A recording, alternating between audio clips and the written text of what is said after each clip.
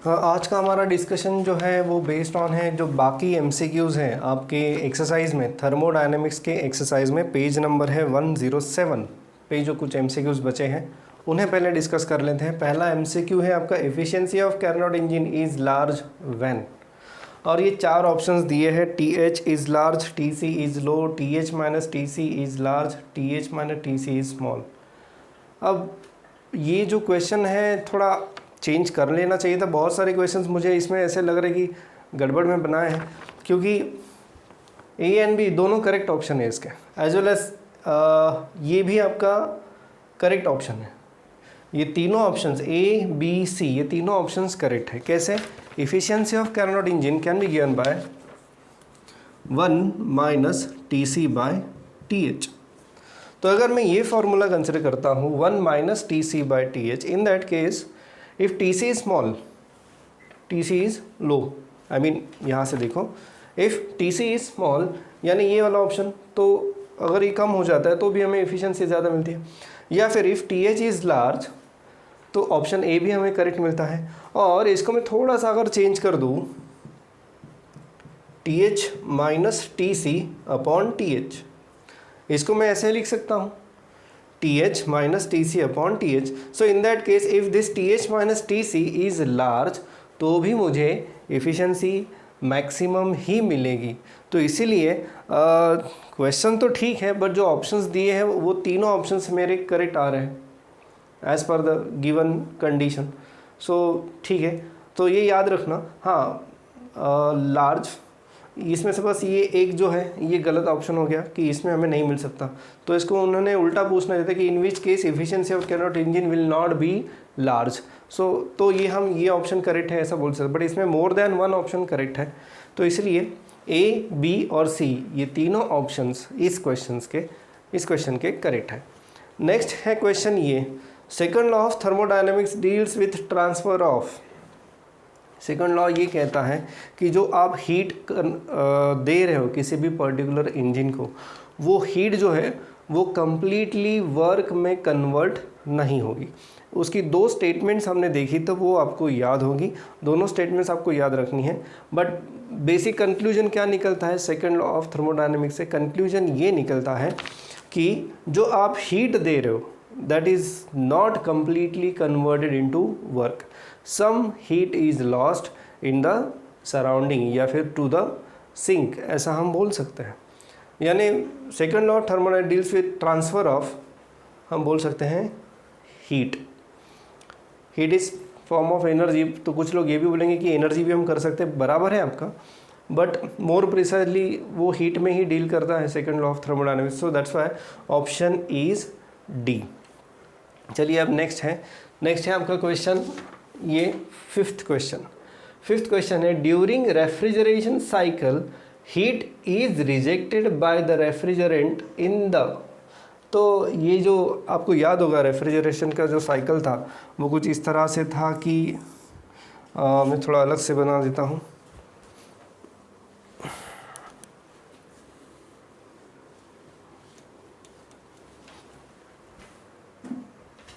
ये रेफ्रिजरेटर है, इसमें से वो गैस सर्कुलेट होता है, यहाँ पे आपका कंप्रेसर है, कंप्रेसर से फिर ये गैस सर्कुलेट होता है बाहर में यानी फ्रिज के बैक साइड में।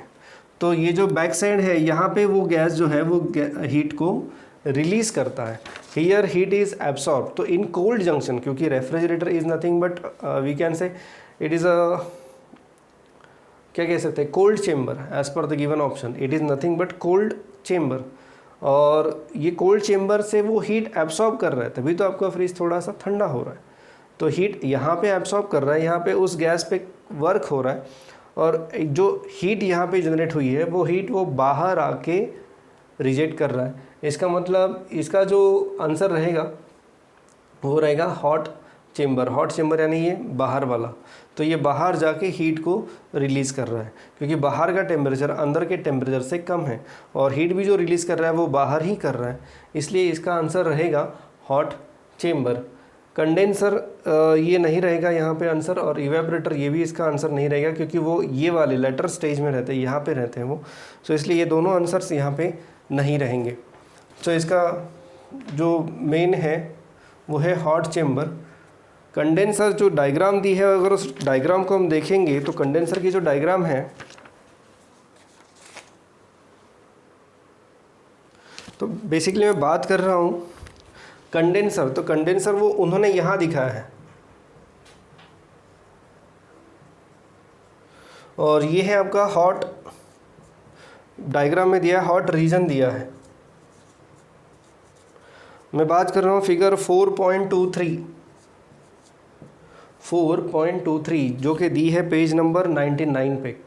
तो ये फिगर 4.23 में ये हॉट रीजन है और ये कंडेंसर है, यानी यहाँ आने के बाद पहले तो वो हीट रिलीज़ करेगा और उसके बाद कंडेंसर में क्या होगा, हीट रिलीज़ करने के उसका टेम्परेचर जो है उस गैस का वो कम हो जाएगा और उसके बाद वो कंडेंस हो जाएगा। सो वी कैन नॉट से कि heat is rejected in condenser, heat is rejected in hot chamber, यानी ये वाला जो पार्ट है यहाँ पे वो हीट रिलीज़ कर रहा है, उसके बाद वो कंडेंस होगा। वो जो गैस है, कौन सा गैस है आपको याद होगा, इट इज़ फ्लोरिनेटेड हाइड्रोकार्बन। ये जो गैस है ये रेफ्रिजरेटर में यूज़ होता है। इस साइकिल को हमने स्टडी किया था, रेफ्रिजरेटर को, एयर कंडीशनर को और हीट इंजन को। तो इसका ज़रा रिवाइज कर लें आप एक बार फिर से। सो ये था एक पूरा डिस्कशन। ये जो 3 MCQs बचे थे आपके एक्सरसाइज में से, तो वो अभी हमने डिस्कस कर लिए हैं। कोई भी डाउट रहे तो आप ग्रुप में पूछ सकते हो। हालांकि क्वेश्चंस बहुत ही ऐसे हैं कि दुविधा में डालने वाले, जैसे यहाँ पे मल्टीपल ऑप्शंस यहाँ पे आ रहे हैं, यहाँ पर भी थोड़ा सा इधर एक प्रॉब्लम आ रहा है, ये एनर्जी भी हम बोल सकते हैं, बट ठीक है, अब इट डील्स विद हीट, सो हमने हीट बोल दिया है। तो एनीवे ये सारा डिस्कशन अभी यहाँ पे ख़त्म हो गया। Now will proceed to the third question, third part of your exercise, जिसमें उन्होंने कुछ केसेस दी हैं, कुछ केसेस उन्होंने डिस्कस किए। तो ये एक एक केस को हम डिस्कस करेंगे। 5 मेरे ख्याल से कुछ ऐसे क्वेश्चंस दिए हैं उन्होंने। So let us see which are those cases.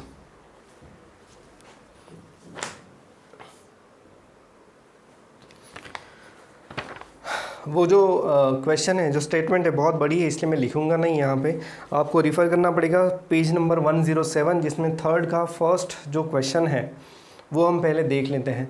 Theory questions मैं नहीं कर रहा हूँ, मैं बस कुछ स्पेशल केसेस दी हैं, कुछ केस स्टडी हम बोल सकते हैं उन्होंने दिया है यहाँ पे, तो वो थोड़ा सा देखना पड़ेगा हमें। तो वो कुछ इस तरह से है। पहला जो है थर्ड का first question, a mixture of hydrogen and oxygen is enclosed in a rigid insulating cylinder. It is ignited by a spark. The temperature and pressure both increases considerably. Assume that the energy supplied by the spark is negligible. What conclusions may be drawn by application of first law of thermodynamics? अब यहाँ पे piston cylinder assembly है या सिर्फ insulating cylinder है, ये थोड़ा सोचना पड़ेगा हमें। तो as per the given statement हम ये एज्यूम कर लेते हैं कि there is only rigid insulating cylinder. तो एक सिलेंडर है, पिस्टन नहीं है इसमें, और ये इंसुलेटिंग है, यानी heat can not go outside. ये हीट जो यहाँ पे जनरेट होगी वो बाहर नहीं जाएगी। अब इस सिलेंडर में हाइड्रोजन एंड ऑक्सीजन का मिक्सचर है, ठीक है, और अब क्या कर दिया उन्होंने, यहाँ पे एक स्पार्क जनरेट कर दिया इसके अंदर। ऑब्वियसली आपको याद होगा या फिर पता होगा कि whenever there is a spark generated, so hydrogen reacts with oxygen, और ये जो रिएक्शन रहती है वो एक्सप्लोजिव रहती है, क्योंकि हाइड्रोजन सिर्फ जलता नहीं है, हाइड्रोजन एक्सप्लोजन के साथ जलता है। सो ये जो हाइड्रोजन जलता है ना, इट रिएक्ट्स विद ऑक्सीजन, सो एक बहुत एक्सप्लोजिव रिएक्शन यहाँ पे होगी सिलेंडर के अंदर ऑफकोर्स। अब उसे उन्होंने ही दे दिया कि क्या क्या होने वाला है, उन्होंने बता दिया। अब ये जो मिक्सर है यहाँ पे, पहले तो बहुत हाई टेम्परेचर की वजह से उस मिक्सचर का प्रेशर बहुत ज़्यादा बढ़ जाएगा, टेम्परेचर बहुत ज़्यादा बढ़ जाएगा, और जो कि ये रिजिड सिलेंडर है तो ये एक्सपांड तो नहीं होगा, provided it can sustain that high pressure. If that cylinder can sustain high pressure, तो ये सिलेंडर के डायमेंशंस में कोई प्रॉब्लम नहीं रहेगा।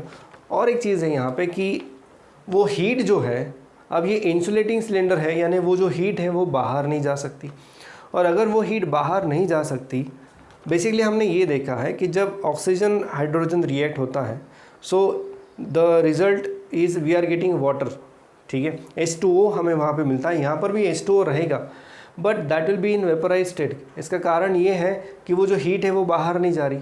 अगर वो हीट बाहर जाती तो जो H2O मिलता तो वो H2O जो रहता वो कंडेंस हो जाता था और हमें लिक्विड स्टेज में H2O मिलता था, बट ऐसा कुछ यहाँ पे दिख नहीं रहा because the chamber is insulated by the insulating material and that's why heat cannot move outside.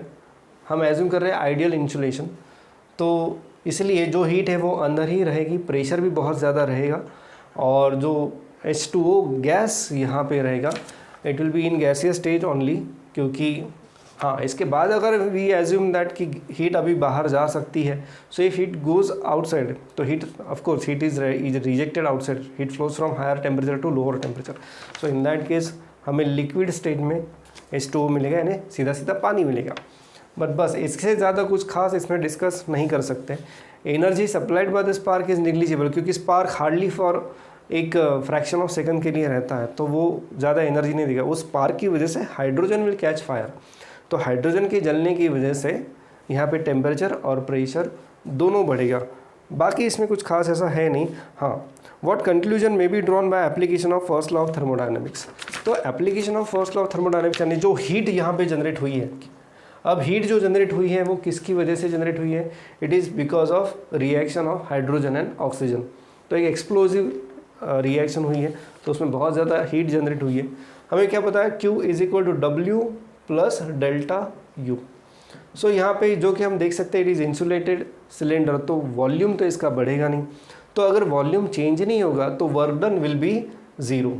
सो यहाँ पे बस होगा तो क्या, जो हीट आपने दी है that will be converted into change in internal energy. Internal energy जो है आपकी सिस्टम की, ये जो अंदर मिक्सचर है उसकी इंटरनल एनर्जी बहुत बढ़ेगी।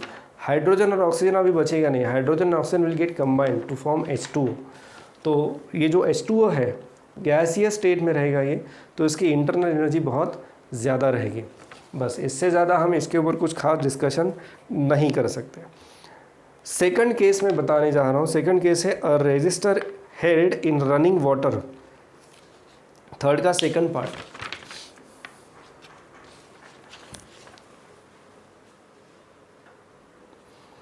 हाँ, तो थर्ड का जो सेकंड है वो स्टेटमेंट में अभी पढ़ रहा हूँ।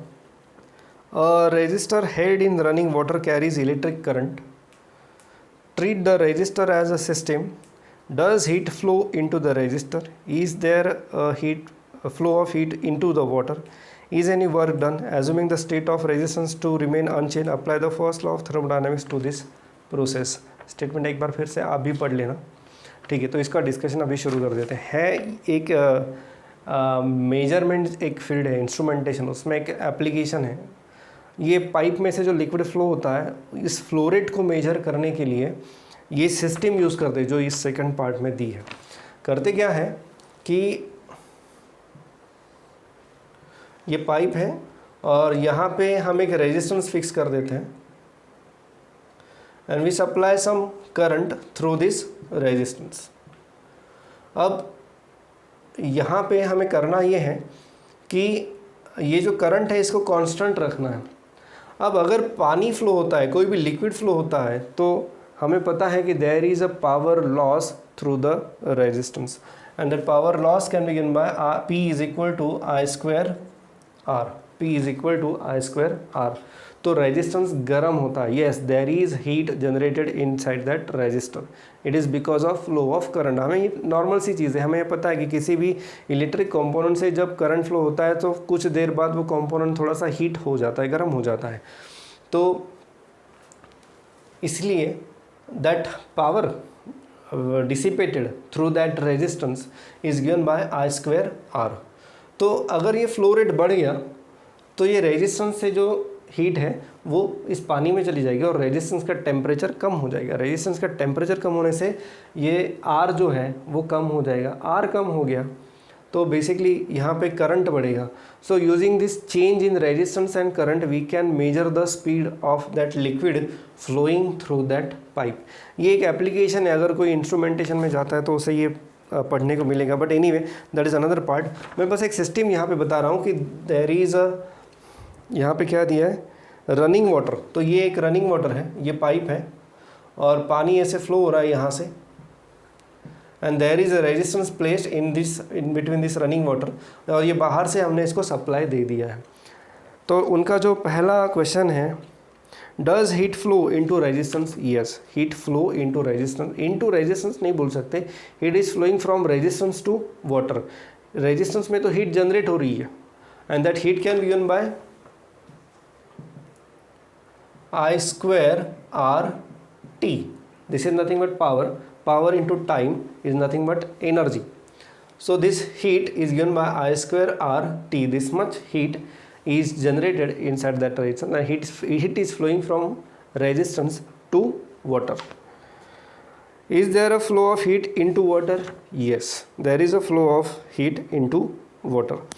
Is any work done? नहीं, there is no work done. Work done कब रहेगा? Whenever there is a change in volume. अगर आपका वॉल्यूम यहाँ पे चेंज ही नहीं हो रहा है, क्यों नहीं हो रहा है? Because it is close pipe, ये एक रनिंग वाटर है, जो भी है वो क्लोज पाइप रहे या ओपन पाइप रहे, जो भी है, बट वाटर का जो चेंज इन वॉल्यूम रहेगा, because of that small heat वो बहुत ज़्यादा वॉल्यूम उसका एक्सपांड नहीं होगा, and hence there is no work done.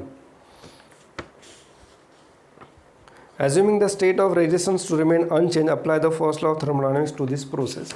यहाँ पे जैसे कि हम देख सकते हैं कि there is no work done in this process, so हम ये बोल सकते हैं कि अगेन जो हीट यहाँ पे जनरेट हो रही है, W is equal to delta U, so Q is equal to only delta U because work is zero because change in volume is negligible, या फिर आप बोल सकते हो कि ये ज़ीरो है, क्योंकि ये लिक्विड है, गैस नहीं है। गैस होता तो there will be considerable change in volume, पर ये तो एक लिक्विड है, hence there is no work done. Heat जो है वो इस पानी में जा रही है, तो पानी की इंटरनल एनर्जी यहाँ पे चेंज हो रही है, और तो ये है वो internal change in internal energy of water. This is heat generated in resistance, this heat is given by I square RT. So I square RT is equal to Q, and this Q is equal to change in internal energy. तो इस तरह से आप इस system को explain कर सकते हैं। हाँ, वो फ्लो रेट वगैरह मेजर करना वो बताने की ज़रूरत नहीं है, वो बस मैंने आपके लिए बताया। तो एक ऐसा बताना है कि there is a resistance place in a running water and current is flowing through the running water, current is flowing through the resistance, then heat generated in the resistance is given by I square RT. So heat is generated in the resistance because of flow of current. This heat is transferred to the water and hence temperature of water will increase, and due to that internal energy of water will increase. Hence we can write heat generated in the resistance is equal to W plus delta U according to first law of thermodynamics. But as change in volume of water is zero, hence we can say work is zero, and hence Q is equal to delta U, where delta U stands for change in internal energy of water. तो इस तरह से ये system को आपको explain करना है, that's it. कुछ और डाउट है इसमें तो आप मुझे पूछ सकते हो। ठीक है, हाँ, अगर आपको हीट बढ़ानी है तो हीट बढ़ाने के लिए आपको क्या करना पड़ेगा? ऑब्वियसली आपको करंट बढ़ाना पड़ेगा, और करंट अगर बढ़ाना है तो आपको ये पोटेंशियल डिफरेंस जो है वो बढ़ाना पड़ेगा। तो ये पोटेंशियल डिफरेंस बढ़ा दिया तो आप करंट बढ़ाओगे, करंट बढ़ेगा तो ये रेजिस्टेंस में से जो करंट हो रहा है वो ज़्यादा रहेगा। करंट बढ़ गया तो ये जो Q है हीट वो भी ज़्यादा रहेगी। तो ये एक आप एडिशनल फीचर उसमें ऐड कर सकते हो।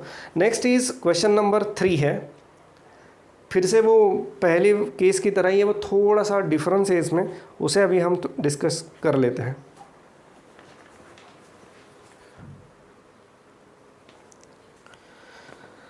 थर्ड जो केस है जो पूछी है उन्होंने, उसका पहले स्टेटमेंट पढ़ लेते हैं हम। A mixture of fuel and oxygen is burn in a constant volume chamber surrounded by water bath. जैसे मैंने दिखाया यहाँ पे, ये एक चेंबर है, कांस्टेंट वॉल्यूम चेंबर है, it is surrounded by water bath, और इस चेंबर में क्या है?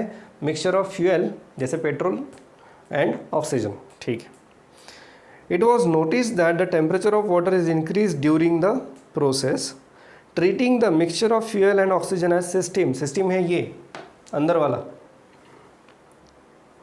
Has heat been transferred, has work been done, what is the sign of delta U. ठीक है, चलिए देखते हैं। तो सबसे पहले कि ये एक वाटर बाथ है, इसके अंदर हमने एक क्या नाम दिया है उन्होंने यहाँ पे?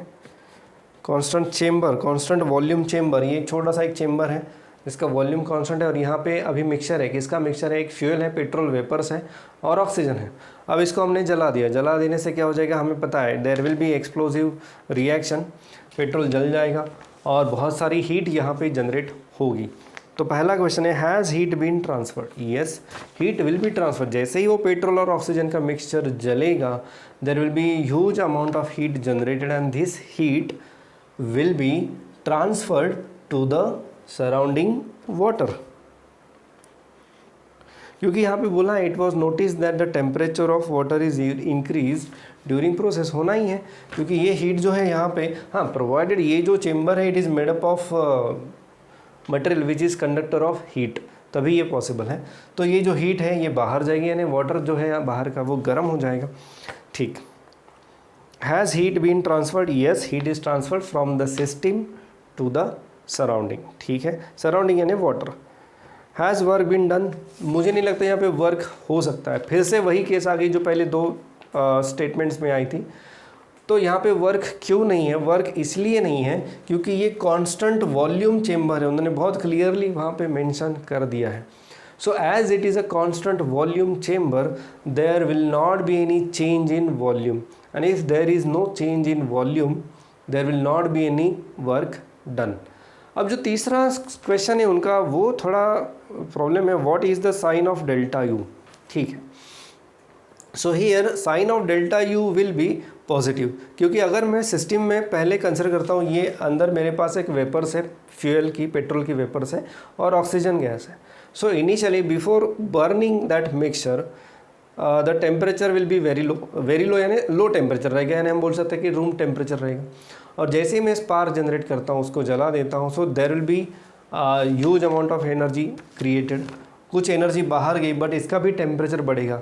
सो सिस्टम की, अगर सिस्टम का टेम्परेचर बढ़ेगा तो सिस्टम की इंटरनल एनर्जी भी बढ़ेगी, और अगर सिस्टम की इंटरनल एनर्जी बढ़ेगी तो what is the sign of delta U? तो sign of delta U will be positive, sign of delta U will be positive.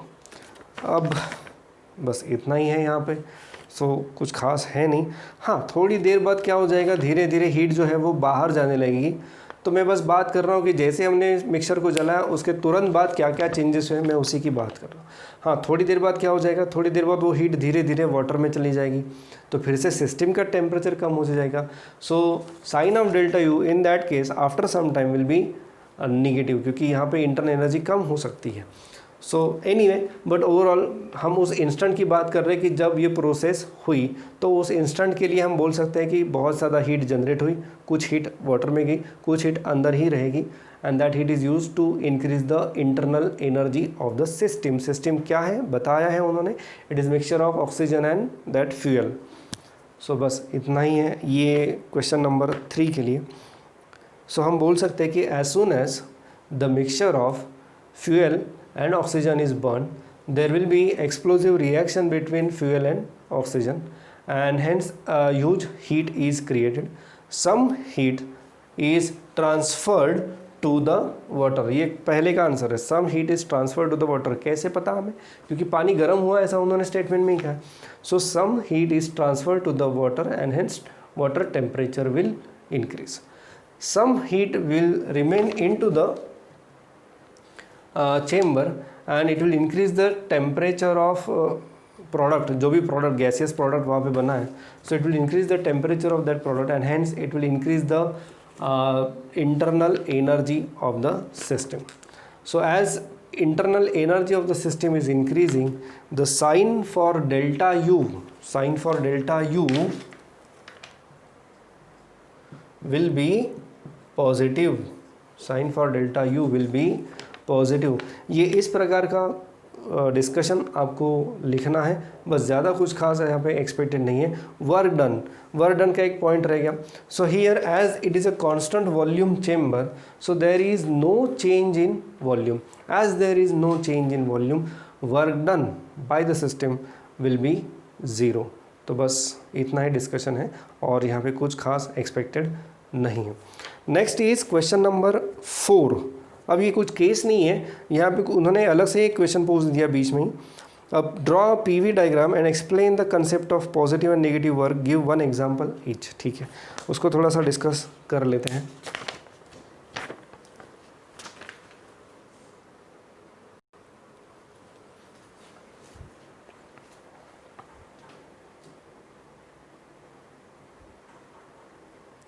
जी ये फोर्थ क्वेश्चन है, उसको डिस्कस कर लेते हैं। Draw a PV diagram and explain the concept of positive and negative work, give one example each. Example बहुत सारे दे सकते हैं, यानी बहुत सारे, बहुत नहीं, बट हैं 3-4 केसेस हम डिस्कस कर सकते हैं। तो पीवी डायग्राम पहले तो हमें पता है कि generally pressure is along y axis, volume is along x axis। Next, अब पॉजिटिव वर्क अगर मुझे करना है तो work will be positive if P D V, ये चेंज इन वॉल्यूम जो है ये अगर पॉजिटिव रहा तो चेंज इन वॉल्यूम पॉजिटिव रहा तो आपका वर्क भी पॉजिटिव रहता।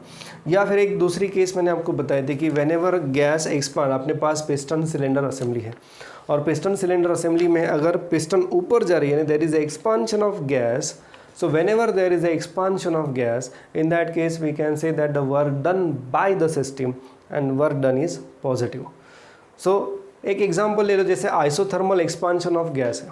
सो in case of isothermal expansion आपको पता होगा आइसोथर्म, इसको हम कहते हैं isotherm. So in that case volume initially इतना था, अब फाइनल वॉल्यूम इतना है, यानी final volume is greater than initial volume, that mean there is expansion and hence ये एरो दिखाना बहुत ज़रूरी है, ये एरो दिखाना बहुत ज़रूरी है। इट इज़ डाउनवर्ड, ये ऐसे जा रहा है तो ये पॉजिटिव वर्क होगा, और अगर आप एरो को उल्टा कर दोगे so that will be negative work.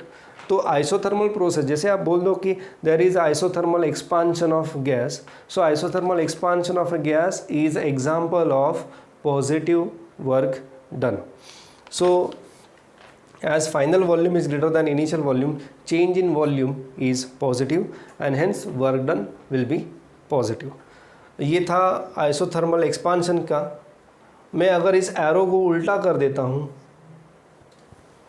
इस एरो को अगर मैं उल्टा कर देता हूँ तो यहाँ पे ये पता चलता है कि this is initial state and this is final state, और यहाँ पे initial volume is greater than final volume या फिर final volume is less than initial volume.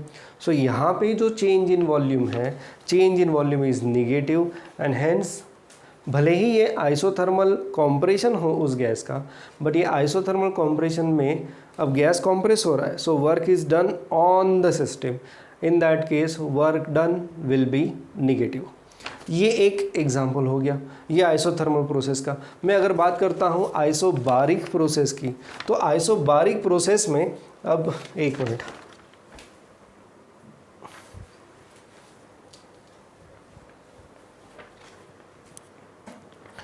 Isobaric process में सीधा सीधा एक मैं स्ट्रेट लाइन ड्रॉ कर सकता हूँ। This is my isobaric process.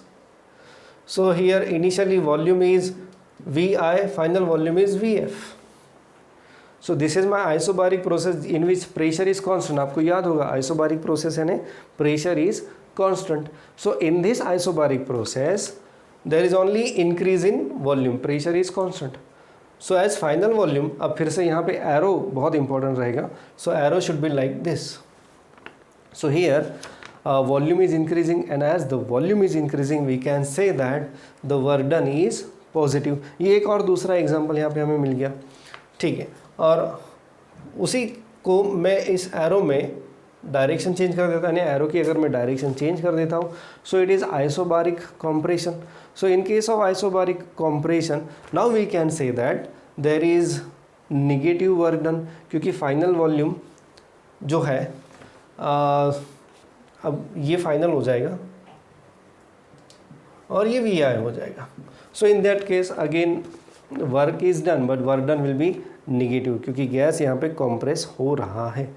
सो ये कुछ एग्जांपल्स थे, ये पीवी डायग्राम्स थी कुछ एग्जांपल्स के लिए, आइसोबारिक आइसोथर्मल के लिए। तो इस तरह से आप बहुत सिंपल डिस्कशन रख के, सिंपल केसेस लेके आप इस क्वेश्चन को कंप्लीट कर सकते हो। सो इन ऑल ये चारों में यही एक्सपेक्टेड था, थ्योरेटिकल डिस्कशन था, बाकी कुछ नहीं। There is a question number 5, but एक क्वेश्चन नंबर 5 मैं आपके ऊपर छोड़ रहा हूँ, क्योंकि सोलर कुकर और प्रेशर कुकर में यहाँ पे उन्होंने पूछा है, a solar cooker and pressure cooker both are use to cook food, treating them as thermodynamic system, discuss the similarities and differences between them. तो आपने सुना होगा सोलर कुकर का यूज़ किस लिए होता है, और प्रेशर कुकर तो हम सबको पता है। सो इनका डिस्कशन आपको करना है। तो जो सिमिलरिटीज़ है और डिफरेंसेस है बस वही आपको बताना है, बाकी कुछ खास नहीं। सिमिलरिटीज़ बहुत कम है, डिफरेंसेस ज़्यादा है इसमें, क्योंकि दोनों का जो कंस्ट्रक्शन है वो बहुत ही अलग है। सो एनीवे, तो आप ये 5वां क्वेश्चन जो है, 5th केस जो है solar cooker and pressure cooker, ये मैं आपके ऊपर छोड़ रहा हूँ। बाकी ये चारों जो केसेस आज हमने डिस्कस कर ली है, इसमें अगर कोई डाउट है तो आप पूछ सकते हो। कोई भी एमसीक्यू या कोई भी न्यूमेरिकल में आपको कोई डाउट है तो आप पूछ सकते हो, क्योंकि इस एक्सरसाइज के लगभग सारे न्यूमेरिकल्स हमने कंप्लीट कर लिया है लगभग। अगर कुछ छूट गया है तो मुझे आप बता दो, but almost all numericals we have completed.